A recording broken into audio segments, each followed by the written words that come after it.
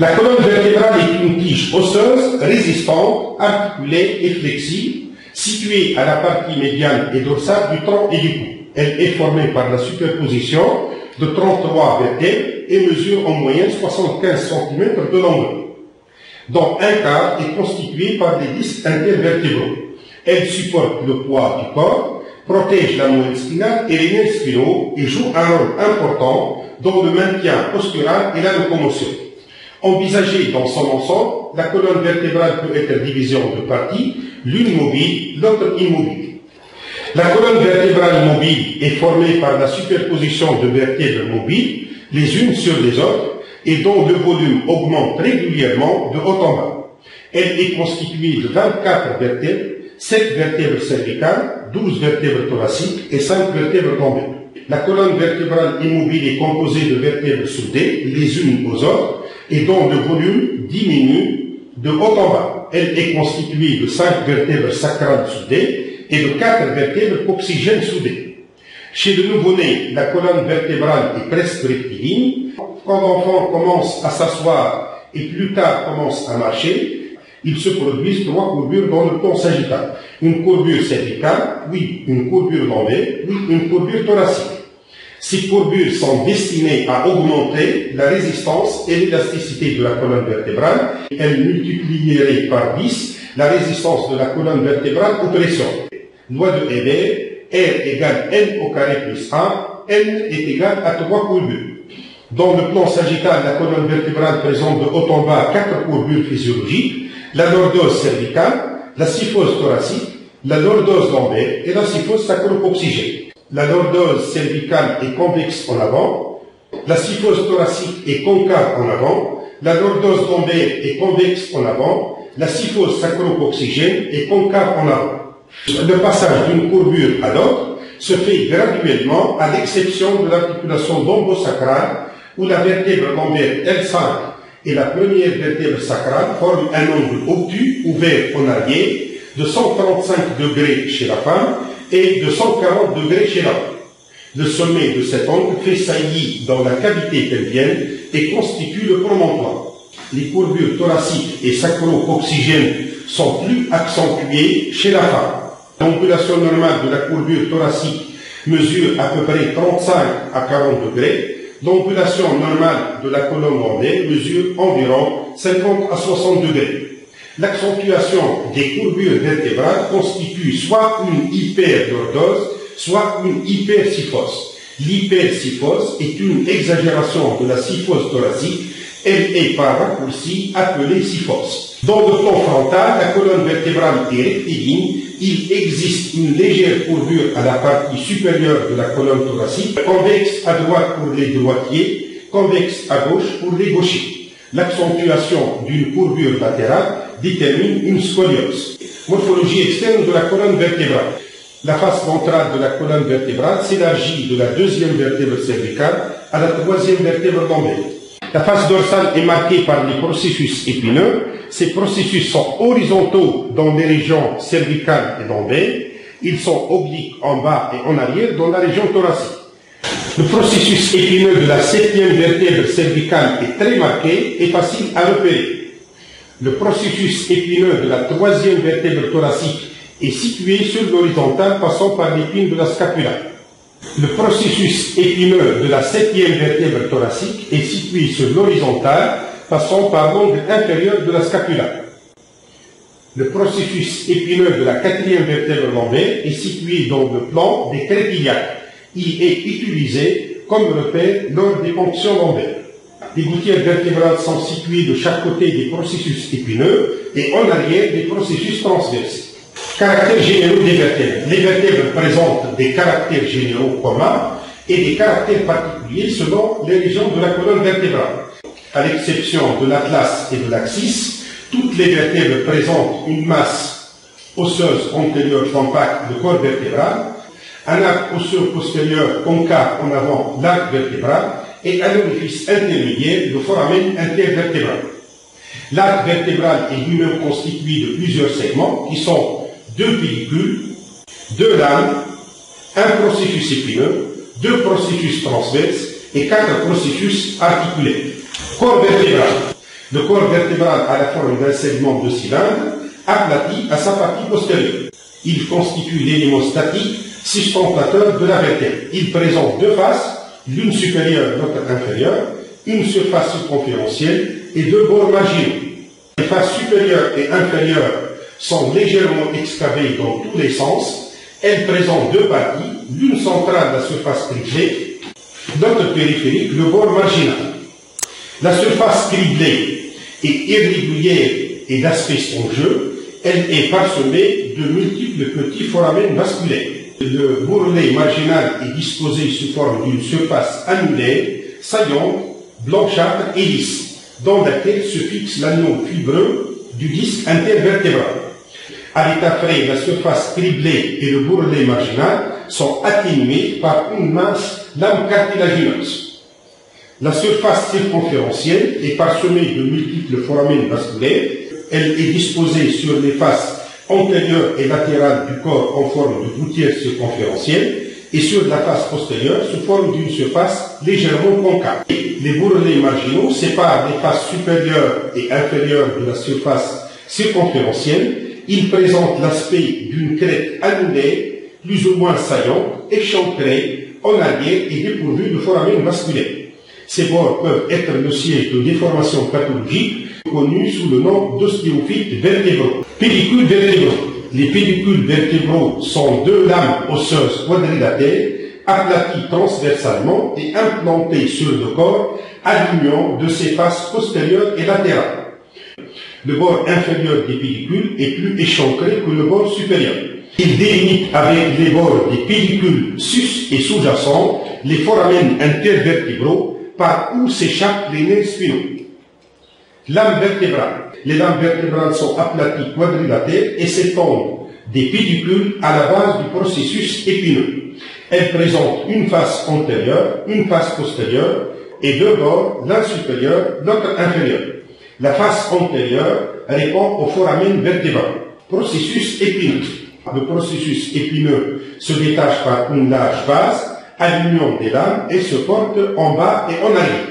Il présente l'aspect d'une lame aplatie transversalement à laquelle on distingue deux faces latérales, un bord supérieur mince et un bord inférieur épais. Processus transverse. Les processus transverses se détachent du point d'union des pédicules et des lames. Ils se portent en dehors et un peu en arrière et se terminent par un apex libre. Ils présentent deux faces, l'une antérieure, l'autre postérieure, et deux bords, l'un supérieur, l'autre inférieur. Processus articulaire. Les processus articulaires sont des éminences verticales implantées à l'union des pédicules et des lames. Ils sont au nombre de 4, 2 supérieurs et 2 inférieurs. Les processus articulaires supérieurs et inférieurs du même côté forment une colonne osseuse verticale qui déborde en haut et en bas le corps vertébral et se termine à ses extrémités par une surface articulaire. La surface articulaire supérieure regarde en haut et en arrière. La surface articulaire inférieure regarde en bas et en avant. Foramen vertébral. Le foramen vertébral présente une forme arrondie ou triangulaire. Il est limité en avant par le corps vertébral, en dehors par des pédicules et en arrière par des lames vertébrales. Les foramen vertébraux superposés constituent le canal vertébral dans lequel se loge la moelle spinale et ses enveloppes méningées. La moelle spinale se termine au niveau du bord supérieur de la deuxième vertèbre lombaire. Caractère particulier des vertèbres. Premièrement, vertèbre cervicale. Les vertèbres cervicales sont au nombre de 7. Les deux premières, l'atlas et l'axis, sont très différentes des autres vertèbres cervicales. Premièrement, vertèbre cervicale type de C3 à C6. Corps vertébral. Le corps vertébral est allongé transversalement et plus épais en avant qu'en arrière. La face supérieure présente deux éminences latérales antéro-postérieures, les incus du corps. La face inférieure présente deux incisures latérales en rapport avec les incus du corps de la vertèbre sous-jacente. Elle se prolonge en bas et en avant par un relief osseux, le rostrum, qui s'appuie depuis l'axis jusqu'à la 7e vertèbre cervicale. Pédicules vertébraux. Les pédicules vertébraux sont courts et grêles. Ils se détachent de la partie postérieure des faces latérales Leur bord supérieur est aussi profondément échancré que leur bord inférieur. Les lames vertébrales sont minces, quadrilatères et plus larges qu'autres. Processus épineux. Le processus épineux est court, large et légèrement oblique en bas et en arrière. Il se termine par un apex bifide. Processus transverse. Les processus transverses sont courts et implantés par deux racines. La racine antérieure se détache de la face latérale du corps vertébral. La racine postérieure se fixe sur la face latérale du pédicule et du processus articulaire. Les deux racines circonscrivent avec le pédicule un orifice ovalaire, le foramen transversaire, dans lequel passent les vaisseaux vertébraux. La face supérieure du processus transverse est creusée d'un large sillon transversal dans lequel chemine le nerf spinal. Elle se termine par deux tubercules, l'un antérieur, l'autre postérieur. Processus articulaire. Les processus articulaires se terminent par deux surfaces articulaires planes, orientées à 45 degrés par rapport à l'horizontale. Les surfaces articulaires supérieures regardent en haut et en arrière. Les surfaces articulaires inférieures regardent en bas et en avant. Foramen vertébral. Le foramen vertébral est large, triangulaire, à base antérieure. Atlas. L'atlas est plus étendu transversalement que les autres vertèbres cervicales. Il est constitué par deux masses latérales réunies par deux arbres, l'un antérieur, l'autre postérieur. Il ne présente pas de corps vertébral. Masse latérale. Les masses latérales sont aplaties de haut en bas et présentent à décrire quatre faces supérieures, inférieures, latérales et médiane. La face supérieure est occupée par une surface articulaire semi-lunaire, concave, allongée d'avant en arrière et de dedans en dehors, souvent rétrécie à sa partie moyenne, la fovea articulaire supérieure. Cette surface regarde en haut et en dedans et s'articule avec le condyle occipital correspondant. La face inférieure présente également une surface articulaire ovalaire à grosse extrémité postéro-latérale, la fovea articulaire inférieure. Elle est convexe dans le sens sagittal et plane dans le sens transversal. Elle regarde en bas et en dedans et répond au processus articulaire supérieur de l'axis. La face latérale donne attache aux racines du processus transverse. La face médiane présente dans sa partie antérieure un gros tubercule sur lequel s'insère le ligament transverse de l'atlas. Arc antérieur. L'arc antérieur présente sur sa face antérieure un gros tubercule médian, le tubercule antérieur, et sur sa face postérieure une surface articulaire concave, la fovea dentis, qui répond à la dent de l'axis. L'arc postérieur. La face supérieure de l'arc postérieur est creusée d'un large sillon transversal dans lequel chemine l'artère vertébrale et le premier nerf cervical. La face postérieure présente un tubercule médian, le tubercule postérieur. Processus transverse. Les processus transverses se détachent de la partie moyenne des masses latérales par deux racines qui circonscrivent le premier foramen transversaire. Il se termine par un apex unique. Foramen vertébral. Le foramen vertébral de l'atlas est le plus large de tous. Il présente deux parties, l'une antérieure étroite qui reçoit la dent de l'axis, l'autre postérieure plus étendue qui constitue le vrai foramen vertébral dans lequel se loge la moelle spinale et ses enveloppes méningées. Axis. Le corps vertébral ressemble à la vertèbre type, mais il est surmonté d'une volumineuse saillie, la dent de l'axis. La dent de l'axis est une saillie cylindro-conique de 15 mm de hauteur et de 10 mm de largeur. Elle correspond au corps de l'atlas. Il s'est séparé de cette vertèbre au cours du développement et qui s'est soudé à la partie moyenne de la face supérieure du corps vertébral de l'axis. La dent présente de bas au haut 4 segments, une base d'implantation, une portion rétrécie de col, un renflement de corps et une extrémité supérieure de l'apex. Le corps de la dent présente deux surfaces articulaires elliptiques, convexes à grand axe vertical, l'une antérieure qui s'articule avec la fovea dentis, l'autre postérieure qui répond au ligament transverse. La face inférieure du corps est fortement concave d'avant en arrière. Elle se prolonge en bas et en avant par un relief osseux très accusé du rostrum de l'axis. Pellicule. Les pellicules sont très épais Il ne présente pas d'incisure supérieure. L'incisure inférieure forme la limite supérieure du troisième foramen intervertébral. Lame vertébrale, les lames vertébrales sont épaisses, processus épineux. Le processus épineux est volumineux, saillant et bifide en arrière. Les processus transverses se terminent par un apex unique, processus articulaire. Les processus articulaires supérieurs et inférieurs sont disposés en marche d'escalier et sont différemment conformés. Les processus articulaires supérieurs sont situés de chaque côté de la dent de l'axis. Ils portent une surface articulaire ovalaire à grosse extrémité postéro-latérale, convexe d'avant en arrière et légèrement inclinée en dehors. Les processus articulaires inférieurs sont placés au-dessous de l'extrémité antérieure des lames. Ils portent une surface articulaire plane qui regarde en bas et en avant. Foramen vertébral. Le foramen vertébral est plus petit que celui de l'atlas, mais plus grand que celui des vertèbres cervicales sous-jacentes. Vertèbre thoracique type C6. Le corps vertébral est plus volumineux que celui des vertèbres cervicales. Son diamètre transversal est égal à son diamètre antéro-postérieur. Ces faces latérales présentent le long de la partie postérieure des bords marginaux deux petites surfaces articulaires, l'une supérieure, l'autre inférieure, les fovéas costales. Elles forment avec les fovéas costales des vertèbres voisines un angle rentrant qui s'articule avec la tête costale. La fovea costale supérieure de la première vertèbre thoracique répond à elle seule à la première côte. Pédicules. Les pédicules sont implantés près de la face supérieure du corps vertébral. Ils présentent un bord supérieur mince, à peine échancré. Par contre, le bord inférieur est épais, fortement échancré et forme la plus grande partie du foramen intervertébral. Lame vertébrale. Les lames vertébrales sont aussi hautes que larges. Processus épineux. Le processus épineux est très lent, fortement oblique en bas et en arrière. L'apex est unique. Processus transverse.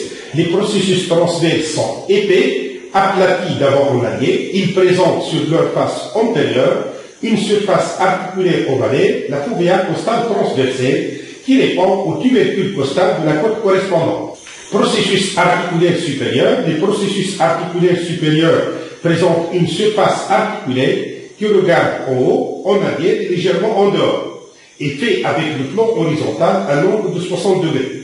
Les processus articulaires inférieurs présentent une surface articulaire qui regarde en bas, en avant et un peu en dedans, et fait avec le plan horizontal un angle de 60 degrés. Foramen vertébral. Le foramen vertébral est à peu près circulaire. Vertèbre lombaire L3. Corps vertébral. Le corps vertébral est volumineux, réniforme, à île postérieure et à grand axe transversal. Pédicules. Les pédicules sont très épais. Leur bord inférieur est beaucoup plus échancré que leur bord supérieur. Lame vertébrale. Les lames vertébrales sont quadrilatères, épaisses et plus hautes que larges.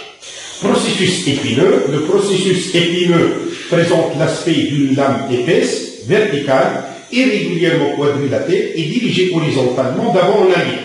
Il se termine par un apex renflé. Processus transverse. Les processus transverses sont l'équivalent d'une côte lombaire, d'où la dénomination de processus costiforme. Ils sont longs, étroits et se terminent par une extrémité épilée. Sur la face postérieure de leur base d'implantation se dresse une petite saillie osseuse, le processus accessoire. Processus articulaire supérieur. Les processus articulaires supérieurs sont aplatis transversalement. La face médiane est occupée par une surface articulaire concave qui regarde en haut, en dedans et un peu en arrière, et fait avec le plan horizontal un angle de 90 degrés. La face latérale présente, le long du bord postérieur, une saillie osseuse de tubercule mammillaire. Processus articulaire inférieur. Les processus articulaires inférieurs présentent une surface articulaire convexe en forme de segment de cylindre qui regarde en bas, en dehors et un peu en avant. Elle fait avec le plan horizontal un angle de 90 degrés et répond à la concavité du processus articulaire de la vertèbre sous-jacente. Foramen vertébral. Le foramen vertébral a la forme d'un triangle équilatéral. Cinquième vertèbre lombaire. Le corps vertébral diminue d'épaisseur d'avant en arrière. Les processus articulaires inférieurs sont plus écartés que ceux de la vertèbre sous-jacente. La cinquième vertèbre lombaire peut se souder partiellement ou totalement au sacrum. Cette disposition constitue la sacralisation de la cinquième vertèbre lombaire. Les pièces sacrales et coccygiennes se soudent et forment deux pièces distinctes, le sacrum et le coccyx. Premièrement, le sacrum. Le sacrum est un os impair, médian et symétrique résultant de la soudure des 5 vertèbres sacrales. Il est incurvé en avant et sa concavité est plus accentuée chez la femme que chez l'homme. Le sacrum s'articule au haut avec la colonne lombaire, avec laquelle il forme un ongle obtus ouvert en arrière, l'ongle lombo-sacral. Le sommet de cet ongle fait saillie dans le bassin et constitue le promontoire. Cet ongle mesure en moyenne 135 degrés chez la femme et 140 degrés chez l'homme. Le sacrum s'articule aussi en bas avec le coccyx et latéralement avec les deux os coxaux avec lesquels il forme le squelette du bassin. Le sacrum a la forme d'une pyramide quadrangulaire aplatie d'avant en arrière.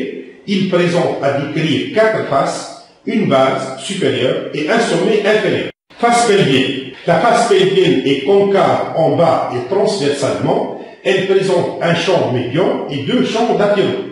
Le champ médian est constitué par la face antérieure des corps vertébraux sacraux séparés les unes des autres par 4 lignes transverses.